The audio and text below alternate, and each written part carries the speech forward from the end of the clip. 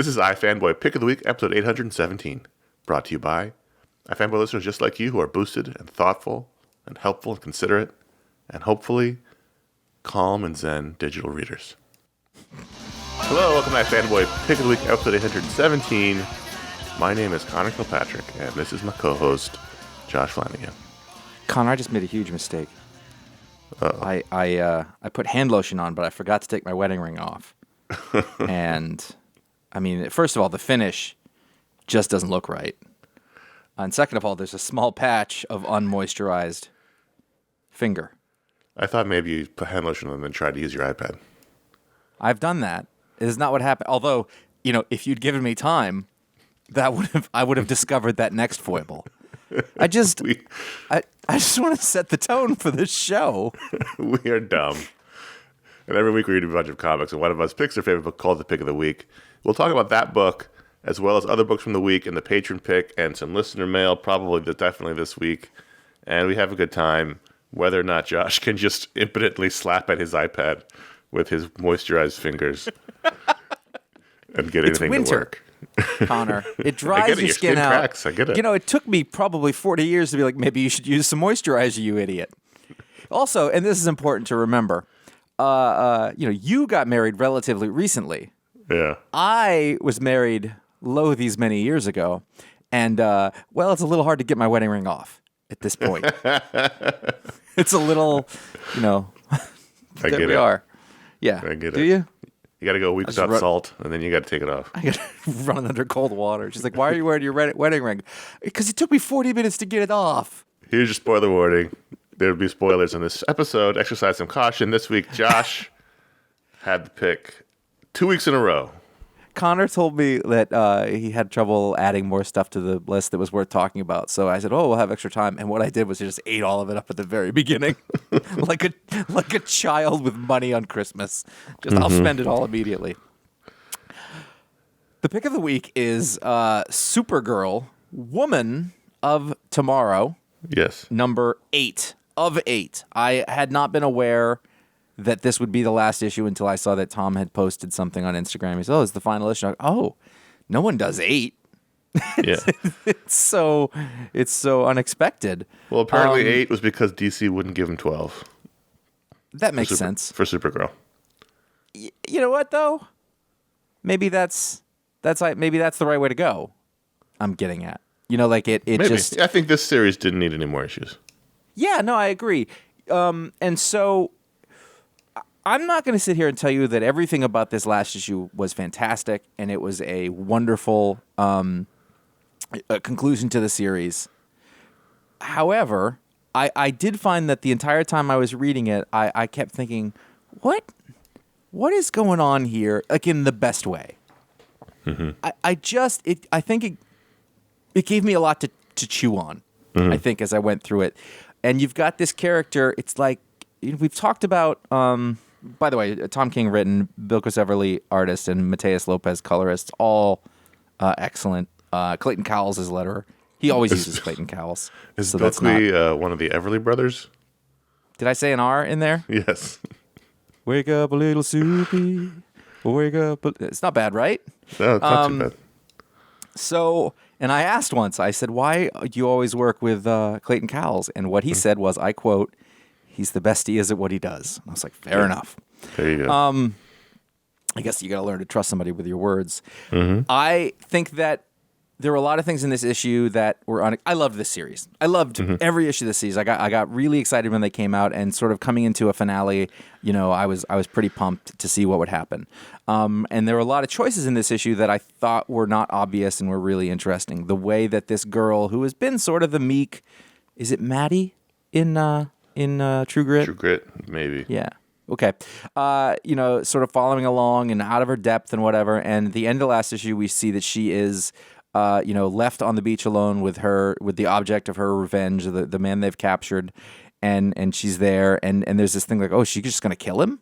Which is sort of from out of nowhere. And then as we get into this, she's making the decision not to.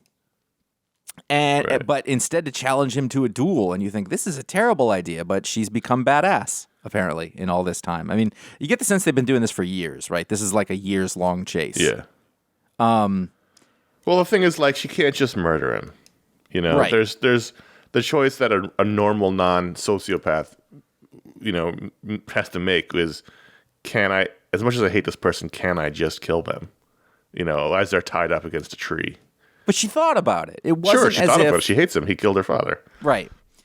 But then but that's true. Like the next thing would be thinking, well, then I'll just wait here for Supergirl to come back and we'll turn him in or do what, Right.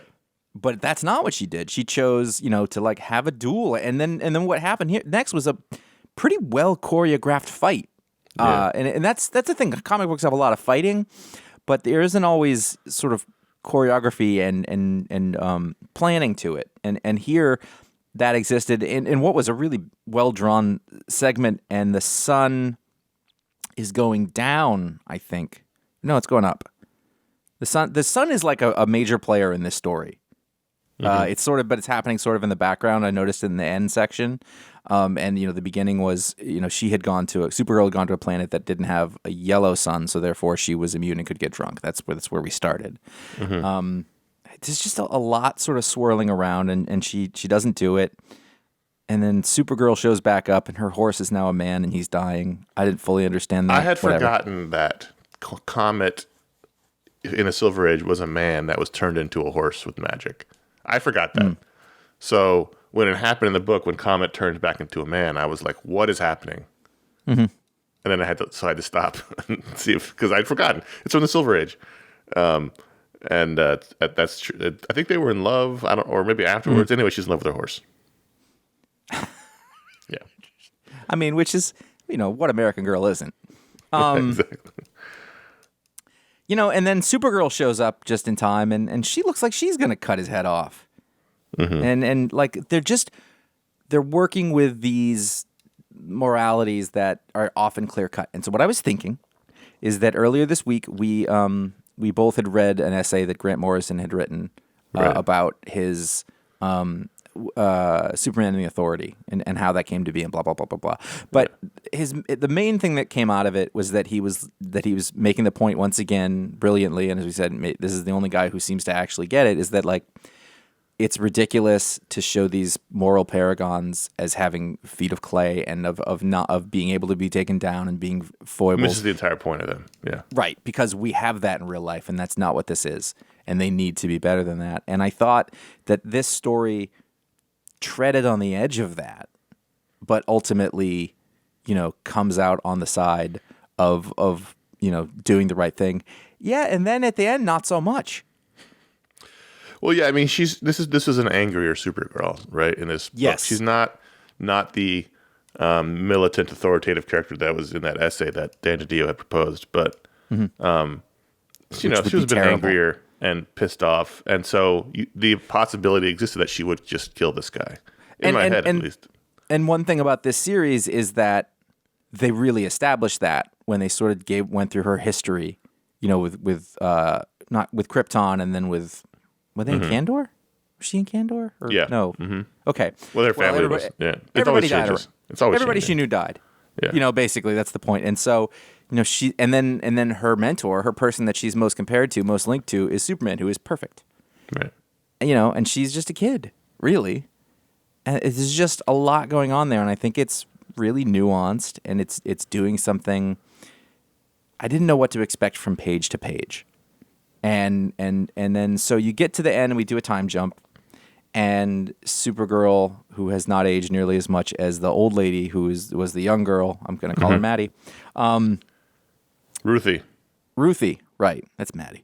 And it's hundreds of years later, and they're talking, and Supergirl is explaining that, he's been in the Phantom Zone, and he, for the first 100 years, he was an asshole, and for the second 100 years, he calmed down. The third 100 years, he's completely, repented, and they bring him back from the Phantom Zone, and he's like, thank you, please forgive me, and he seems genuinely contrite.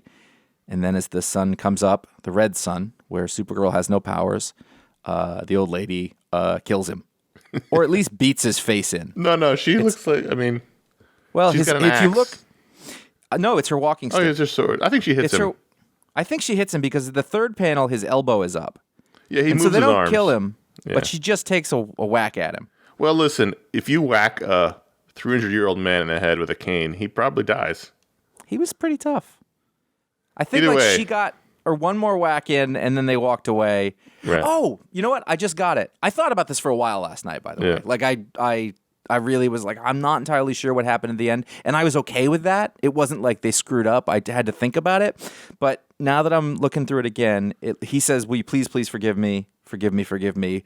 And basically, she whacks him in the face, which is her way of saying, no, I don't forgive you. But also, go on about your life. Like, you've paid, but I'm not forgiving you. That's what I think it is. And Supergirl is cool with that. He's certainly alive. He falls down. He brings his hand to his head. This is all in long silhouette, and so he's alive in the third panel. He could conceivably be dead in the fourth panel, or he could just be laying there in pain. So we kind of have that as our "what do you think happened" ending. I am based on everything that happened before.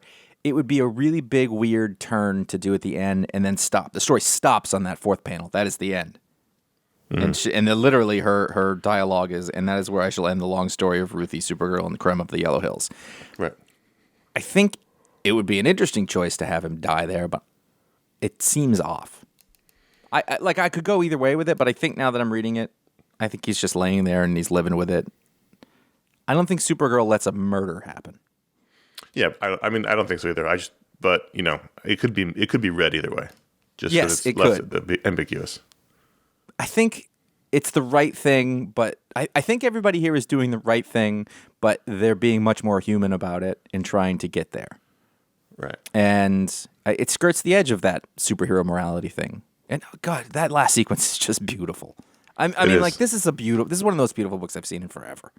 Like tip to tail, colors, composition, storytelling, figure drawing, pencils, like the whole thing. Like it couldn't have been more perfect visually. I mean, I did the colors by Mateus Lopez. I don't like the modern trend of making Superman and Supergirl wearing teal instead of blue. Like I don't see it as teal. In some sequences. Are you watching it on your old iPad?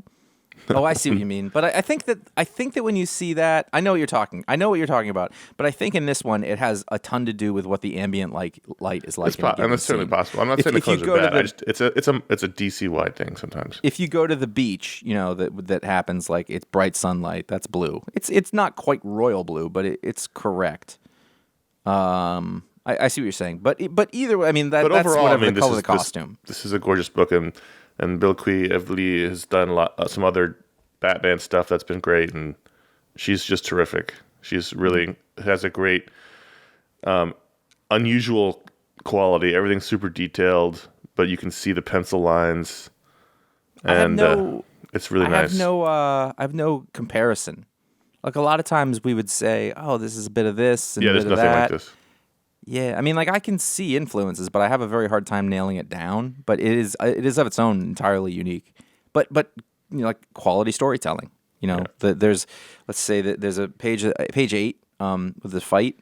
And the first panel starts and it's like her boot is coming down, and we see it from that angle from his face. Yeah. You'd see it, and it's just a great fight scene. And there's action, speed lines, and stuff's moving, and yeah, big fan. Yeah, I just really enjoyed this series. And it didn't. It gave me a good feeling that was like both mature reader and gosh at the same time, and it explored a character who I've never had a connection with, and it's completely unexpected from Tom King. I think all those things together. I really like things that I can't see what's coming, and these are fairly formulaic as a medium, so it's pretty easy to see what's coming a lot of the time. And I was just on my heels the entire time reading it. Yeah, it was really good. I really liked the ending. I thought the ending was strong. Yeah. Which is really something. Series. Yeah. Yeah, totally. Yeah, totally. When Everything Tom was King unexpected. announced he was doing Supergirl, I wasn't like, well, he's definitely going to do True Grit in space with Supergirl, so might as well. Good stuff. Yeah. And I don't think it should have been any longer. And I think we had enough. We got enough of them on their mission together, encountering various people and civilizations and things. And I don't think we needed more than that. Nightwing, number 89, by Tom Taylor and Bruno Redondo, colors by Adriano Lucas, with letters by Wes Abbott. I am going to make the prediction that you are of mixed feelings about this. No, I mean, not totally. I mean, I thought it was a good comic. Yes. And, I can't get over Bruno Redondo. I love also, and I know there's a couple of artists that use this sort of overlay that makes it look like it's dot pitch, but isn't. Mm-hmm. I've seen on Instagram, I think it's Jorge Jimenez cuts it out and pastes it onto the page. I love I love this quality to it. It makes it look like old-timey comics. Mm-hmm. But, I don't love Jonathan Kent as a character. I don't love him. I definitely don't love him as Superman. But the idea of Dick as older brother to all these superheroes is great. And the Dick Clark relationship was always so special, and so we've lost that, and now we get Dick as mentor. I like the opening sequence a lot, where it's a flashback to Jonathan's gone missing. He's he's younger. He's the jeans and Converse wearing version, his sweatshirt.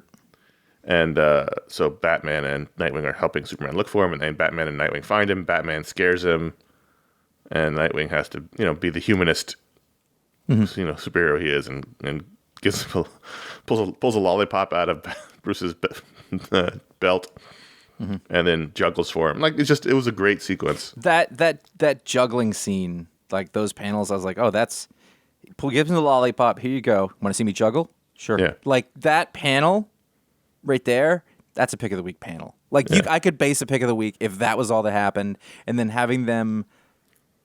It's a small decision, but then the next pages you cut, you have them. Dick is juggling in the background while John has his lollipop in his mouth, and that remains in the background. We don't focus on it at all anymore while Superman and Batman have a conversation. Right. And it is serious, and then there's a little joke about I will move them to another pocket because the smoke bombs are too close to the lollipops. Right. And it's also, it's a masterful little bit of writing that told us something about Bruce Wayne there, too. Yeah. Because it's so easy to make him arch. But then you say, well, he does seem to keep picking up these kids that he wants to help. Well, that's the thing that I've always said is that, he obviously has an affection for lost children because he's a lost child. And so he carries... Specifically lost white boys with dark hair. Right? Who look exactly himself like him. Yeah, sure. Also Cassandra and Helena and Barbara. But later. So he keeps little lollipops in his bag, which a more cynical person can make a terrible joke about it, but I think that's sweet. That's stupid. It is. I also wonder, are they like super high-end lollipops? Like, are they billionaire lollipops? But probably not, because I don't think kids like billionaire lollipops. They're the kind of billionaires get to taste like money. But they're also not like cheap-ass dum-dums, because those would fall apart. Like, it's something in the middle. It's charms. I want a lollipop right now. I also really liked, Dick Grayson is often like the coolest guy, right? Everyone wants to be him. He's handsome and he's charming, but he doesn't know it.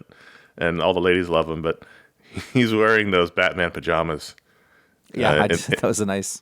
which totally undercut, his level of coolness. When Keelix from the Fortress of Solitude comes to ask Dick to come help talk to Jonathan, who is feeling lost without his father.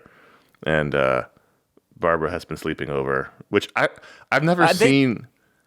I've never seen them so casually in a relationship like this. I just recognized that looking at the page. I was like, wait a minute, she's sleeping. Like I saw it before, and I just kind of was like, whatever. And now looking at it, I went, wait, that's a big deal. Yeah, I've never seen like it's so casually portrayed of them in a relationship like this. I gotta say, really like Kelex's characterization here. I've never said that. And he drew him like a little ant. I don't know if he's always sort of got an ant body, but he kind of does here. You dropped this in my direction. It's sort of a joke from the Mr. Miracle book, but I like Barbara's continued wearing of Dick Grayson-related T-shirts. So here she's wearing a Teen Titans Go T-shirt. And then he goes. There's a lot of Superboy in here, Superman stuff from that series. This is a 2-issue crossover. The next part will be in Superman. And at least it's consistent because he's doing both of those books, right? And then they get together and talk, and it only sort of leads to the cliffhanger. But I thought this was a really terrific issue. Yeah, I gotta say I hate that mask that his boyfriend wears a lot. And then it was very silly that John put the domino mask on. I was like, come on. And then, But he had Dick that basically, in the Superboy issue. I know, but it's dumb. It's, especially like for Dick, whatever. Like he's gonna. I mean, which they totally addressed. But even like as a person who reads superhero comics and is a disbeliever, I was like, that's a stupid disguise. Like those are just thick glasses. Yeah, But I mean, you got to buy into it if you're buying into it. I mean, Sure. the glasses are also a disguise for Clark. I buy into it with Superman because it has been a thing, and when you take it out of that context, I guess only barely out of that context, I'm like, oh, it's a little silly. I thought it'd be more of a joke that he's basically wearing Robin's mask. Sure. Yeah. I don't know if that's specific to like him admiring him, but then when Dick saves him in the beginning, he wasn't Robin. He didn't give him the Nightwing. mask. He the other guy gave him the mask. Yeah, he got it from the guy in a box of masks. Yeah. Anyway, I thought this was very good. All right. It's not going to necessarily give. Well, I guess it's giving Superman one more issue reprieve because I'm going to read the next issue, but I think I'm probably done after that. Okay. Batman the Night, number 2. Yeah. I had forgotten which series this was. There's a lot of these going. Like Just it's a like couple of Batman because it's called ministamps. The Night and it's in script, and I was like, but this isn't the medieval one. No. Although it probably should be. And there's you could arguably say there's too many series like this. And I was like, am I reading this? And then I kind of remembered which one it was. And then by the end, I was like, this is very good. And it shouldn't be because it's really well trodden ground. But I think that the thing that was unique about this, you got Chip Zdarsky and Carmine. Here we go. Gian Domenico. I can do it, but I have to practice. Gorgeous, just gorgeous art. Really wonderful Italian penciler. This is basically a story of the time that Bruce Wayne went about the world trying to figure out how to be the best he could be, and he sort of comes to the conclusion in this issue that he has to actually learn from the criminals because those are the best people. And then there's a question about morals and what he should be doing and shouldn't, and blah blah blah. But I really liked this older French lady, cat burglar person who has decided to mentor him. He has a type. Yes, he does. He has a type of little boy and a type of lady. Those are the two types that Bruce Wayne has. And it was a really fun relationship. Like I could see it in a movie. I could see the kind of actor who would play the woman, and their flirty relationship, and sort of what happened with that. But then he tries to kiss her, and it goes, no. She's like, no, that's not. And I liked that. It made a lot of good choices. And I just didn't expect the thing, and I didn't expect us to tread over ground like this again. And have it be interesting, but that comes down to creative team. It is funny though that he gets shot in the leg, right? Yeah. And we cut to the house and she's patching him up, and he's in his briefs and she's in her bra and underwear, and that's when he decides to kiss her. It's like, well, yeah, I get that. Why is she naked? I would also miss those signals. She's French, for God. I mean, that right away. Right. This is Why great. do you think I am flirting with you? And they introduce Ducard, who is his detective mentor, is here as well. And this was Chip Zdarsky has shown a great facility for the Batman world through his various little stories he's done in like the anthology book and other places. And I'm happy that he's doing them. Who's writing Batman right now? It's Williamson. Ridley. Williamson. Oh, Josh Williamson. I mean, I don't understand why they haven't given the keys to. I mean, clearly they're grooming Zdarsky to take the Batman series or Detective, one of them. They should. Like we've seen this pattern before. If he wants it, he could do it very well. I'm sure. Yep. Yeah, but this is like if you read me the solicit for this, other than the names sort of being attractive. In fact, have Chip Zdarsky's name and Giandomenico. Oh, damn it! Why can't I? I'm the one who can do these. Giandomenico. It's like every time I have to learn from scratch. When I say it, I'm fine. Anyway, if those hadn't been the names on it, I probably wouldn't have checked it out. But I'm glad I have. It goes to show like good creators can sort of get past the cliches of these stories that are told endlessly over and over and over again, and give you something else. Yep, it's good stuff. I wanted to talk about X-Men number 8. It is such a profoundly weird book, and I kind of like it because of that. It's so Jerry Duggan has taken over for Jonathan Hickman on the main book. We talked about the issues before. Javier Pina is the artist on this issue, and A couple of things here. One, it's a MODOK story, which under Jerry Duggan's writing is terrific. There's lots of screaming about science, and he kicks somebody with his little tiny legs. The downside is they've just I don't know if this is just for this issue or what, but they've redesigned the AIM guys to have less ridiculous outfits, which I think is a cardinal sin. Oh, that's a huge mistake. Huge mistake. You can't make AIM look cool. Just embrace the ridiculous. That's part of the fun of AIMs. They show up with those giant, stupid helmets, and they get beaten. Like they're almost like oversized, like fabric chef hats. Yes, they're beekeepers. Let them be beekeepers. You don't need to, aerodynamically change the way the suits are and make them try to look cool. No, they're not. AIM will never be cool. Embrace it. Yellow beekeepers. So what's been going on in this book is that, as we all know, the X-Men have Fuck Island, where they can be endlessly reincarnated. And so, as a side note, every X-Men character now is a clone of their original selves. Every single one. Basically, all the major ones have died at least at some point. So the problem is that as I think did you make one issue pick of the week? One of these early issues may have been pick of the week. I can't imagine I made one of these. It might have been been the week. Cyclops is the leader of the public-facing X-Men team that lives in that tree in Midtown Manhattan. That was a patron pick, I think. Maybe. And the problem is Cyclops was killed in battle very publicly. So they can't just resurrect him because then everyone would know their secret. In fact, Ben Urich figured out their secret, and one of the characters here, Sync, who can borrow powers from other people, borrowed Jean Grey's powers and went into his brain and deleted it because they don't want anybody to know that they can be endlessly reincarnated. So what do they do when their leader has been killed? In a public That's fight? unethical. Yes. Well, that's another problem. What do they do when their leader's been killed in a public fight and can't be reincarnated very easily because then your secret's blown? Well, you reincarnate him and you give him a new identity as Captain Krakoa. And that's stupid. Is it supposed to be stupid? But I think it's kind of supposed to be. Okay, as long as it's supposed to be stupid, then I'm cool Jerry with Duggan. I can't believe it's not on purposely stupid. Yeah, he knows. He has a dumb costume with like Krakoa and flowers on the side of his helmet, and it's just. This was a very enjoyable issue. Is it worse than his bad mask? I think it's got to be intentionally dumb. And when you add in MODOK and his gleeful science evilness, it was just a really, really fun issue. This was a week where a lot of really fun comics came out. Yeah. Maybe not great ones, but really fun ones. I agree with that. Exactly. Yeah. And this was This was one I really enjoyed this week. I had not planned to talk about Fantastic Four 680 again, and I think for about the first half of it, I was like, maybe this will be the one I don't like. And then as we got to the end of Fantastic Four number 680, I was like, nope, this is great too. I'm loving this. I really like it, and I think it feels, we're always talking about what is that ineffable quality that makes an event, right? Mm-hmm. This feels like an event, and I don't know what that means.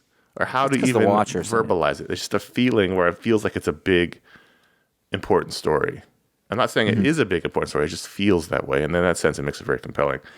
There was a lot of interesting things that happened in this book, including, we had the She-Hulk series happening, which we talked about the first issue of. We haven't had an issue since. Apparently in that book, Jack of Hearts and She-Hulk are going to become a couple because now they're a couple in this book. Like they're talking about watching Netflix together. He calls her babe. So we've clearly jumped ahead here. Also, she's back to being gigantic and Hulk-like in this book, which I think we gotten rid of. The art was weird from Rachel Stott, which was confusing on the cover. I saw Slott and Stott, and I kind of thought, did that have something to do with her getting the job? And that is not a knock on her work, by the way. That's not the point. But somebody just saying this would be funny on the cover. Everyone's kind of odd and kind of off model. I kind of liked that. Sue Storm's got this giant model hair and reads very Ichabod Crane-esque. I didn't hate it, but it was very sort of jarring. Well, is Nick Fury? At one point, he's got elderly man face, but he's super buff. Yeah, but I don't know. But it really kind of added to the craziness. I will say that there was one moment at the end that turned me around on the whole thing. Because at first. They said a thing that what you're talking about. They were like, "Wow, he looks like he's half of himself or something." Because I guess they were trying to write him all draw him all skinny, but I don't know if that came across in the drawing because the power in the Watcher's head is kind of eating him away. And then there's a reveal at the end about that. But the thing that got me is that at one point Reed's telling everybody what to do and he's going around and he's just being an ass. And he just says to Sue, he's like, this isn't arrogance. Yeah. I'm just thinking of everything all the time and I can't, and this is what we have to do. And I like that grounded the entire thing for me for a second because he's never inward facing or able to like talk about himself like that. Certainly in the middle of the story. Afterwards, it's always like regret and I should do this, and then he does it again. But this is in the middle of the thing. He's like, no, we're real. Well, he's that solidified it as a power threat of the Watcher, right? So even for him, this is new territory, and he's kind of scared that he's got all this intelligence in him, and so he shaves his beard, his iconic Reed Richards beard, and his kids have the same reaction that my brother and I had when my dad shaved his beard when we were kids, because we had never seen him without a beard before, which was to freak out. Yeah. My children laughed and laughed. He changes them all into their original classic Fantastic Four outfits because he says we're going to need to imbue trust in the public, so we need to look like when we are most trustworthy. That seems like a marketing thing they're telling us without. It's their classic outfits. I think they're awesome. Yeah. But it's a big story. It involves the Silver Surfer and the Avengers and the Watchers and the Shi'ar, and then it involves the prophecy from a couple of stories ago about Ben Grimm's death, and Ben realizes this is the moment he saw in the prophecy, so now he's scared, and Reed's like, I'm going to die too. So I've seen it. So it feels just like a big Marvel story. And I know people are probably sick of us talking about Fantastic Four, but it is incredibly good.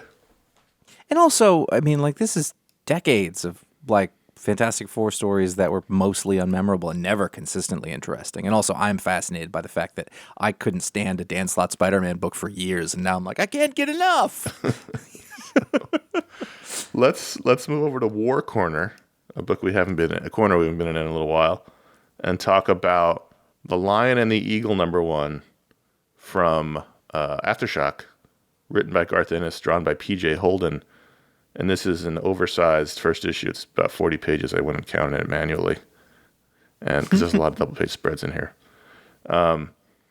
And I have to say, I don't know that this wouldn't have been my pick of the week. I thought this was one of Garth Ennis' better war comics he's done in a long time. I thought you told me you didn't like it. I never said that. We didn't talk about it yet. I'll go to the tape. How? What tape?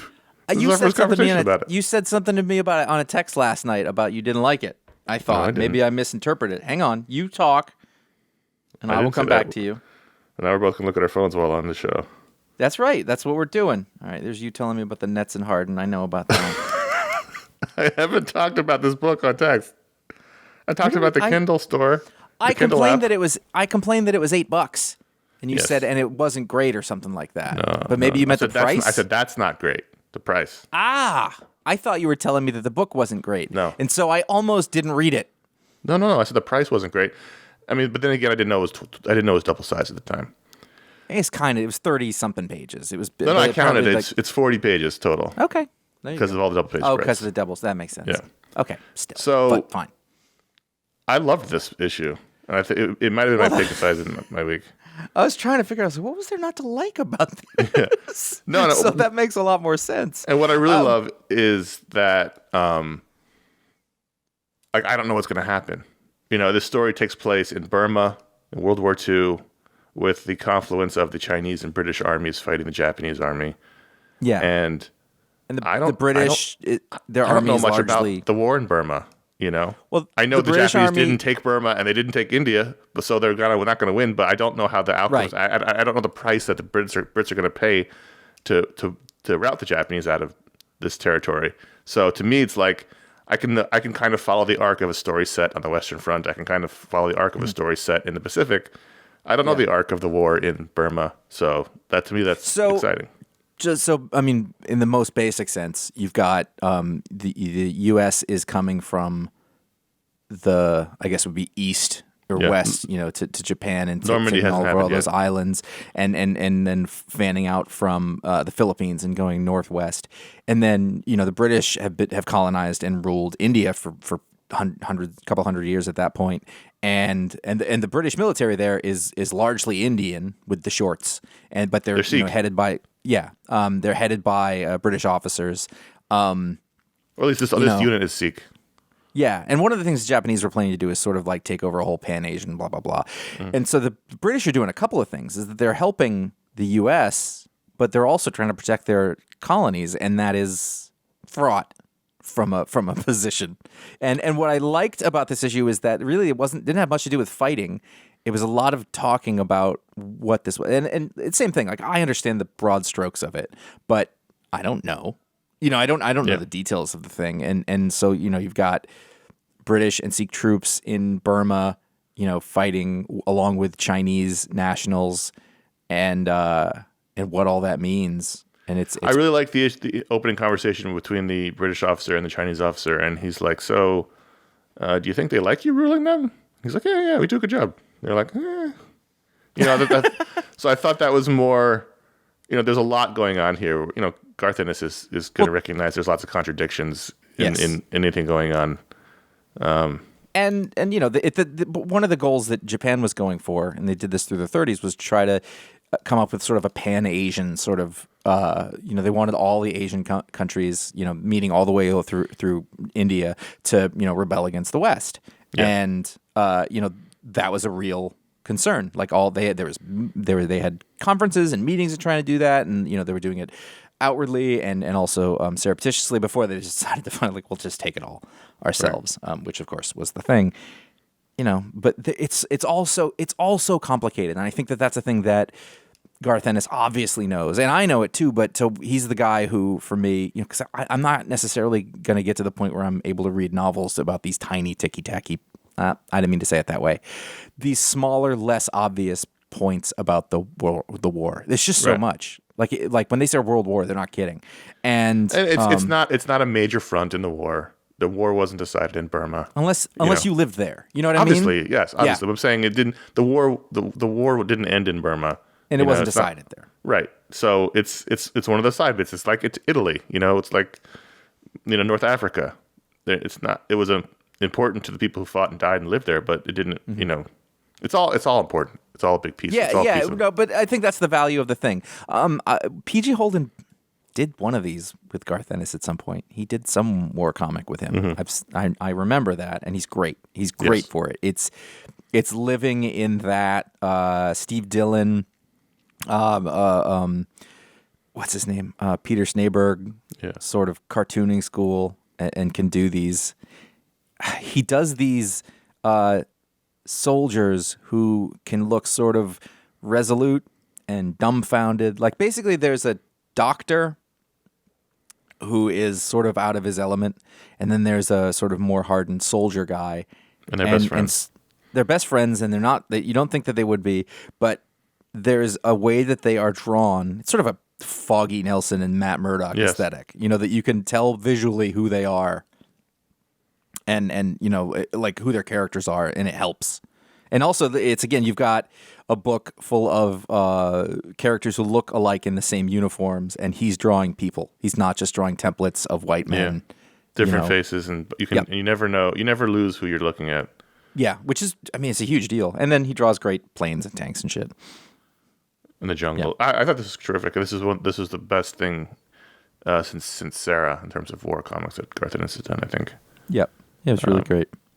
So really, like I'm looking at these layouts and everything, and I was like, oh, he's doing all the great Steve Dillon things here. I mean, and I don't mean that in a way like, oh, he's just aping it. I just like he's got it. He's figured out how to work with Ennis in a way that it just felt really familiar. Yeah, I thought it was really good. All right, so there is this what P.G. Holden did? He did. He did a couple of he's done a couple of war comics with Garth Ennis, according to his bio on the back. So those are the books we wanted to talk about, but at patreon.com/iFanboy, patrons of all shapes and sizes and stripes and can all vote to add a book to the rundown. And this week, they're keeping us, in a sense, in the war corner by voting for G.I. Joe, A Real American Hero. Saturday Morning Adventures, #1, from Eric Burnham, Dan Schoening, Luis Antonio Delgado, and Neil. That's going to strip me up, Neil. Uyatake. And this is a book set for squarely in the cartoon world, which I don't remember being on Saturdays. I remember it being on Mondays through Fridays. I believe they might have. Yes, I know you're right, but I'm wondering if they aired on Saturdays. Maybe originally they did, but I never really got a handle of the schedule on like I feel like Saturday morning schedules are very fluid. I just know everyone. G.I. Joe ran in 5-episode arcs, and we would run home from school to watch it. But, right, 3:30 in the afternoon. It could have been had on to be Saturdays. 3:30. Saturdays was for like Spider-Man and His Amazing Friends and Hulk and other things. I believe they're using the term Saturday morning to bring up an era. Sure. Almost, like the Saturday morning cartoon era. That's the one we remember. That doesn't even exist for people anymore. I mean, they might still show cartoons, but it's not like it was. Right. We didn't have Cartoon Network back then. We didn't have cartoons on all the time. It was only on that time. That's all you could do. It was such a big deal to be able to watch cartoons. We didn't really have like animated movies like we do. Like that wasn't. No. There were some, but it wasn't like there'd be one for. I have kids. You may have heard, and like there's a new animated movie for kids every week. I mean, or at least in normal times. You know what I mean? Like there's always a thing, especially during the winter. February is like the time that they come out. Like the people know. It's like the opposite of regular movies. Like shitty movies come out in February, but in anyway. So in this issue, it opens up where the Dreadnoughts have stolen an artifact, and they're selling it to Cobra Commander. He's very excited for it. He breaks it, and they're all freaking out that he just broke this thing they spent all this time and energy to get. And inside this object is the Lamp of Aladdin, which Cobra Commander then rubs, and the genie appears. And I said, this might be the pick of the week. I gotta say, I was a couple pages in, and I thought, you know what? I don't know if I'm all that interested in it. And I know what you're talking about with the genie appearing being something. And I was like, I'm not sure about that. And I was like, well, let's go with it for a second. Follow that up. The next thing is what his first wish is going to be. and he demands. It's real. I don't think you could like this if you're not our age. Yeah. I don't like. No one could read this unless they grew up watching the G.I. Joe animated series. I like it's bad, but it's bad exactly correctly. So his first wish is that he demands a unit of gigantic battle android troopers. Well, first he wishes for ultimate power. The genie's like, that's too vague. Yeah. So then he makes the bat. Oh, well, then Destro convinces him to make the bats into giant 100 feet tall bats. Destro's fucking with him, right? Yeah. And Destro sells him in the other one, Destro sells him the weapons. Anyway, Destro is the weapon dealer. Yeah. He gets 5 very tall robots. So here's the moment that got me though, and this is going to be very subtle, and it probably nobody else. On page 10 of the copy we have here. Yeah. There's a exterior shot of the base. Yeah. There's a perspective issue here that I'm not going to worry about. The pit, right? And it has a huge wall up front and a huge wall on the right. But nothing on the sides. Totally open on the left. And there's a road, but there's no roads leading to it. It just exists in a green field. Just randomly. It's the worst defensive fortification since the Maginot Line. Yeah, there's nothing there. It's just so bad. It's a good thing Cobra only attacked from the front, though. They do, and he did. He came right up against the front, and I was like, hey, giant robot. Walk around. It's completely undefended through, 100 feet to your left. Which is for him one step. The other thing that happened is that as I'm reading it, like I knew every one of the voices in my head, like 100%, down to like I was like, I know what Duke sounds like. I know, I can hear the different dreadnoughts. Yeah. And I thought, you know what? This is really fun. I can't imagine it's going to be a situation where I keep reading it. And I got to the end and I was like, what's next? Like, I can't wait to get to the next issue. They even put on the little morality lesson at the end. Yes, a one-pager about where Mainframe angry shows on the up. internet. Wait, is that Mainframe a Dial Tone? That's a Mainframe. Okay. Dial Tone has a mustache. Okay, he's a Marine, Mainframe. I didn't know that, but he shows up in some kid's window, which you shouldn't do. And even this isn't what I wanted. The people who made this are stupid. He's reading a comic and he's going to go on his old janky computer. And there are some questions of timing. And he's gonna rip up the people who made this comic on the internet. And Mainframe says, the internet is a powerful tool for communication, but we don't need to attack others for a difference of opinion, especially over a story. That can make us the bad guy in our own story. And I was like... And then in the most fantastic part of any of the issue at all, including the genie, the bad decisions, the kid goes, yeah, you're right, I won't do that. That doesn't ever happen. What's great is that there's an internet in this, apparently, but his computer has been drawn in such a way like it looks like a fake computer from a cartoon series in the 80s. He's going to have horrible carpal tunnel typing on that keyboard. It's true, but it's got the little touch screens with the wire mesh on it, and he's got a full-on microphone. I'm just excited for the 3 wishes. Like, what's he going to wish for after the giant bats? Oh, this is going to be great. I like Sci-Fi figuring it out that they weren't created giant. They were made giant because they had giant Intel chips in them.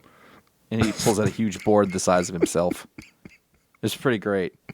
I like how they always wear their helmets everywhere. It should be noted, I think, that the art was exactly what it needed to be. Yes. It was 100% out of the cartoon. It was better than the cartoon because the designs and proportions. Dan Schoening did a great job. He did a great job. Yeah. It was exactly the right amount of wacky with a little extra. I'm going to knock it just a little bit for not having Shipwreck in it. You know what? If you're a cartoon comic, you got to have one of the main characters from the cartoon who was Shipwreck. You can, but I thought one of the things that was cool was that there really wasn't interesting. It wasn't just all the main folks. Like, they started off, and I was like, hey, there's Mainframe there. Yeah. Doc is in the background of a bunch of them. They got Bazooka and Alpine. Sci-Fi. I liked they picked some random ones. I felt like the people doing the comic were like, well, let's not be totally obvious about it. Skystrike or Ace. Oh, man. Ace never showed up in the cartoon. Hey, there's Barbecue. I like that Alpine's like, is that a 100-foot bat? And Bazooka goes, big robot. And then, and then Roadblock. Oh, yeah.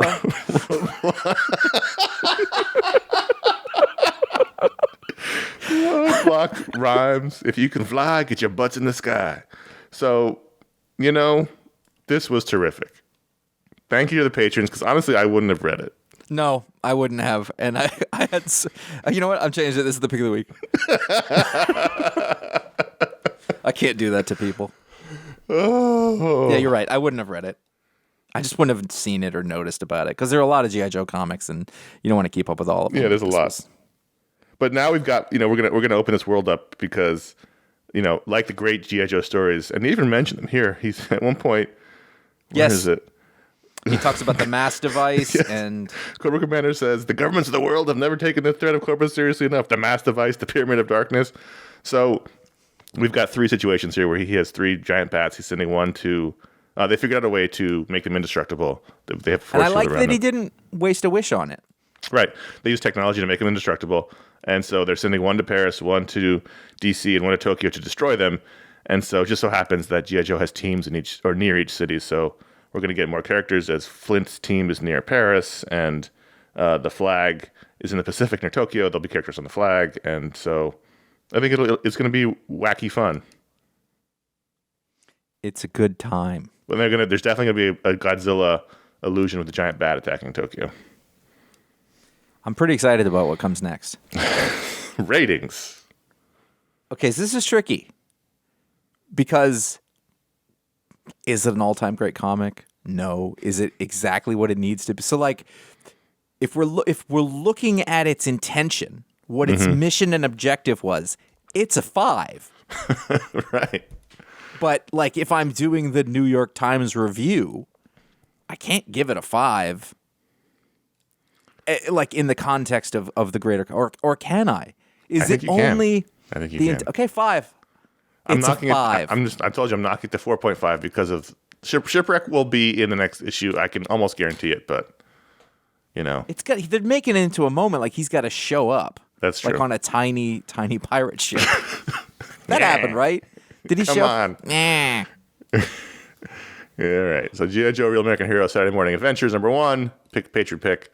Thank you. And just thank you for that. In a tough world, it was fun to read. It was just fun to talk about. Yeah. It was delightful.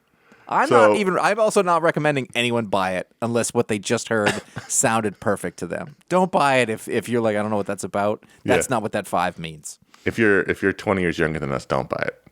Yeah, because they'll be like, what the fuck are they talking about? Ryan will be back here to talk about Power. Actually, 20 years younger. No, this is like 5 years younger, but Patreon.com/iFanboy. That's where the patrons go. They add a book to the rundown. That's where they help support the show. It's the best way to help support the show. We thank everyone who is a patron.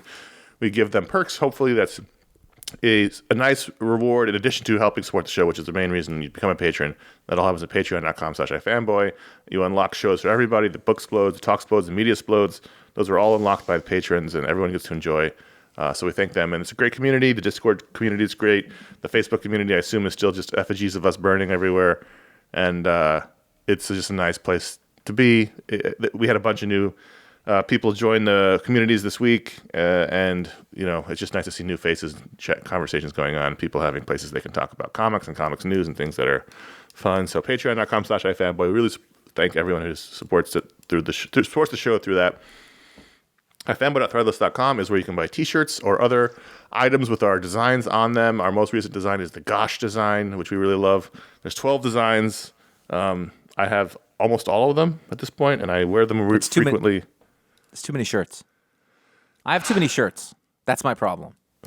I went through this thing where I bought a shirt at like every concert I went to, and I went to a lot of concerts. Right. It's just too many. I don't like having things I can't. Yeah, but I like all my iFanboy shirts a lot. I just bought a new Nothing Makes Nothing Matters baseball tee. Did I say this last week? Is that every single time I put on my GDAT shirt, I chuckle to myself, like out loud. Like I am delighted by it. Yeah. Like this exists. And I didn't have like a lot to do with it directly, but I had a part in it. I had a part in this ridiculous thing existing. I just, That's true.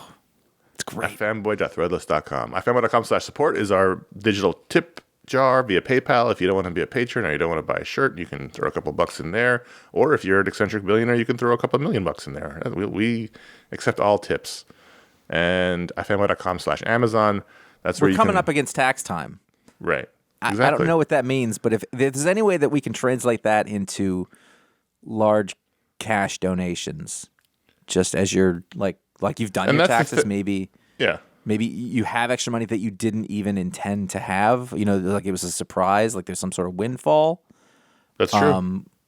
That you can almost just pretend like it was never there in the first place and just give it to people who are, I don't know about deserving. No, not deserving. No, for sure. But who would really like it? Like I want to have your money.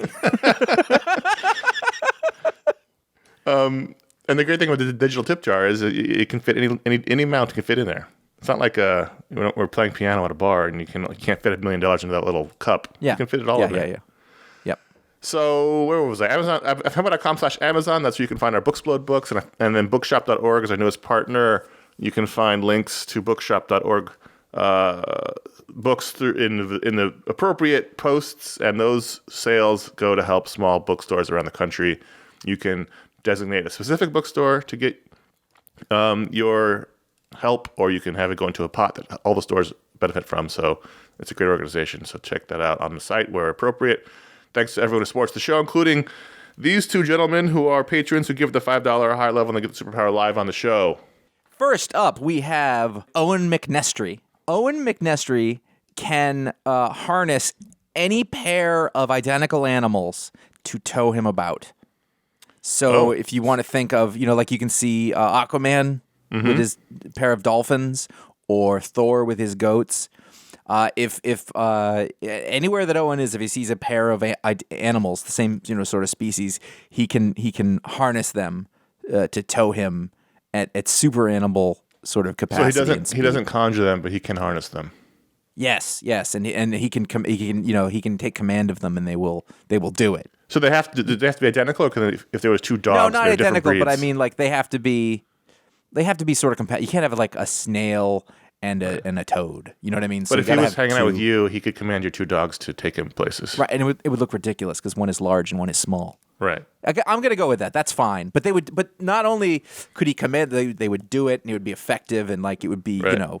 super, in some way. More than it wouldn't be a literal like watch these two dogs try to tow this guy around.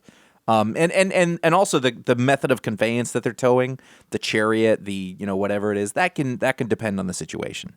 Right. Skateboard, roller skates, hay cart, whatever it is. I don't care about that part. I care about like he goes to the zoo and some shit goes down and he's like, and he sees two giraffes and he's like this, and they take him off and I just see that classic superhero-y thing where he's holding a rein in each hand and he's just connected to the other animal. It's very dramatic. Nariman Shariat has a magical bag that only he can use, and anytime he reaches his hand in that bag, he pulls out an item that is relevant to the situation he's in, but not necessarily helpful. Mm-hmm. So, for instance, he could be on the team of super patrons that we have here, and going into battle, he could reach in there and pull out like a sword or like a megaphone to help move people around the battlefield. It doesn't necessarily the how it'll help. He doesn't know until he pulls the item out. I like that. I think that works. He's like Dial H for Hero, but with a magic bag. There's also the Runaways character. Oh, I don't know. Is there? Maybe, I don't know. Maybe I'm getting it mixed up. She does. No, that's like one spell for each thing. Yeah, it's one spell. Yeah. Is it a bag of holding? Is that? No. I mean, it could be. Doesn't matter. I hear what you. I like call it. him Grab Bag. I mean, I think you've just created an actual character who could exist for a couple of issues. So, and then somebody would kill him. iFanboy. If you give it the $5 high level, you get your superpower live on the show. And we should at least do one email because this was related to the big news of the week. Ethan J. writes and says, in terms of Comixology alternatives, do I have options other than switching to print or waiting 3 to 6 months for things to show up on Marvel Unlimited or DC Infinite? So this week has been foretold for a while. Comixology merged more thoroughly with its corporate parent Amazon in terms of technology, and people aren't happy with it, and it's been a mess. So, Ethan, there's no other alternative than the ones you listed. You're done. If you want to read digitally, you only have Comixology, and I'm talking about Marvel or DC Comics, because there's lots of places you can read digitally for comics that aren't Marvel and DC. But if you want to read those comics, Comixology is the only one left with the license outside of their own companies, which have their own apps, which you mentioned, Marvel Unlimited and DC Infinite, which are great apps, but you have to wait 3 to 6 months for the issues to hit those apps after the release. So you're really kind of stuck. Yeah, you're hosed. You're hosed. In the very early days of the whole digital thing, there were several apps that had licenses of various kinds, but Comixology quickly gobbled up all the main licenses, became the digital version of Diamond, and most people want to open one app to read their comics, which I understand. So that's how it became the dominant place, and everyone else lost their, didn't get, it's only been Comixology. So, the downside of the monopoly, the downside of opening one app to read all your comics is if they can fuck around with their system and then everyone's upset but they have no recourse. Yeah. So it is what it is. It will probably get better, is my guess. Right now it's really rough. I'm hoping it gets better anyway. I mean, it's hard to say. There's several layers of complaint. The most written about on the internet has been about the browser experience, which is strange because I feel like most people are probably not reading on the browser. But maybe the store, I don't think the store experience is going to get any better because basically the store experience has totally replicated what Amazon does in general with their stores. They're probably not going to change that. Yeah, which is just various tangentially related items shown together, so you might want to start buying lots of random things. And so that's how the comic store kind of is now. It used to be you go to Comixology and you could see exactly the new books that came out all grouped together, and now it's like just a shotgun of random comics when you go to the Kindle comic store now, as they're calling it. Just 80% Chinese knockoffs. It's basically what well, it it's is. weird. There's the first thing you see is featured new releases, and those are some of the new books, but certainly not all of them. And the first ones you see are all the Comixology, originals. And then you got to go several layers down to get to more new releases. And I don't even think that I was looking at that. I don't even think there was all of them. It's just hard to say because it's such a mess. And you got to do your research outside. Keep your own lists. That's how the Amazon store is in general. And you have to be very specific in how you search. You can't just put in like Yes. Nightwing and hope you get the new issue of Nightwing. You're going to get Nightwing toys and Nightwing lunchboxes, and it's going to be it's a not a user friendly change right now. Now, my hope is that the app gets better because that's how I think I read comics once on the browser, and that was because my old gasoline powered iPad ran out of gas in the middle of the show, and I had to open up the browser to do it. But that was the only time I ever did it. I only read in the app, and that experience has got a lot of bugs, and hopefully they will fix those. But it's not a great time. Not a great. Here we week. are.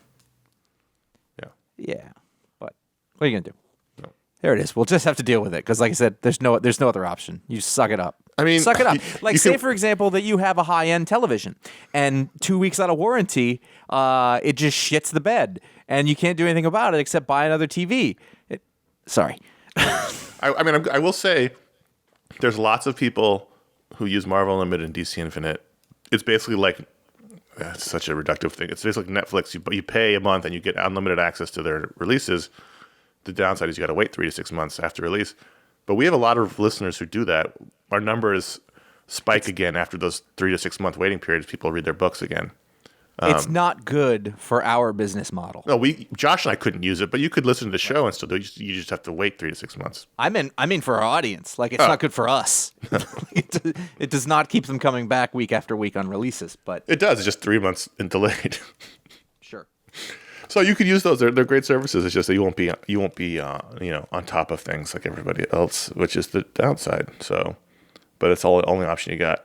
Hopefully, the big specter in the room is piracy, and I hope no one. I realize people are angry and upset, but I hope no one goes down that route. There's other I mean, ways to read your comics. it's not going anywhere. It's probably not getting. It's there.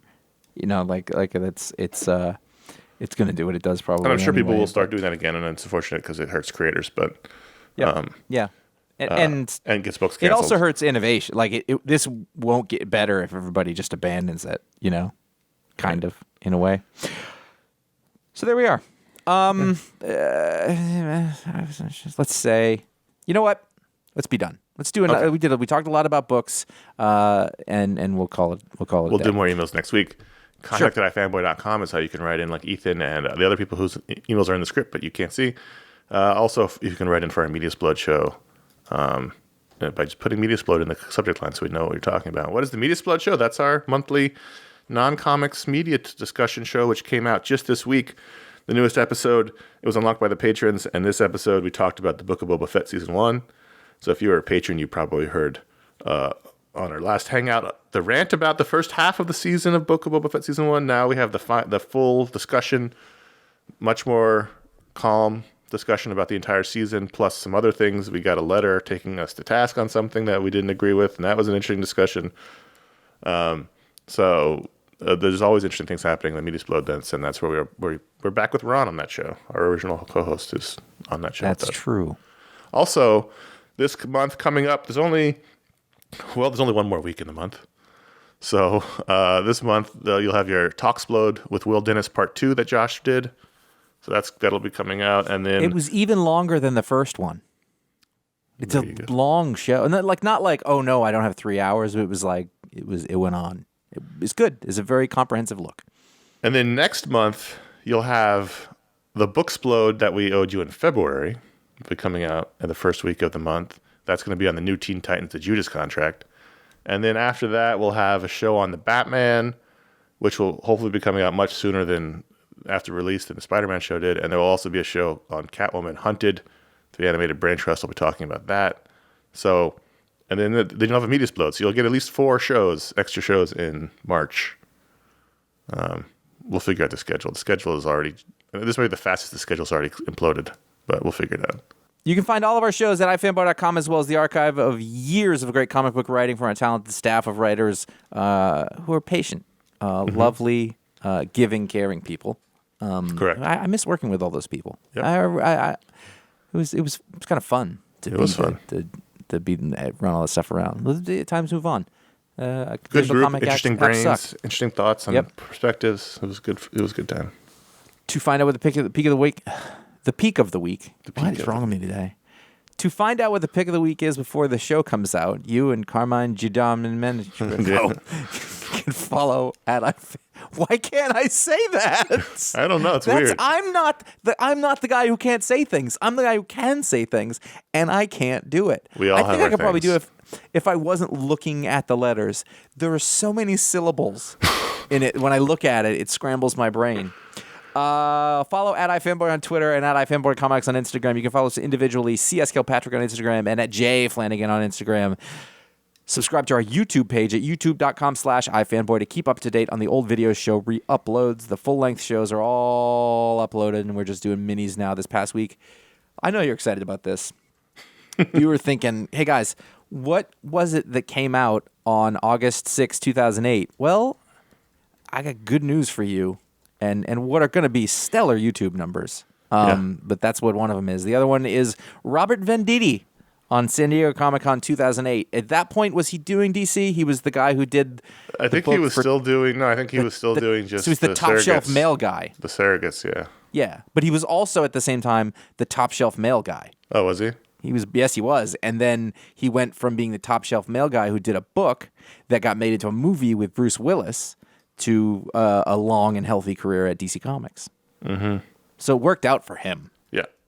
Yeah. It's funny, the daily topical content, not as popular as the weekly long-form evergreen content. That's exactly how it should work. So I guess, Still, yeah, it's a nice that's time right. capsule. I mean, the shows were literally designed that way, so we can't complain. No. But they're going to be there. They live in the archive. And if you like this show, don't judge us by the last 5 minutes where apparently both of our brains just stopped.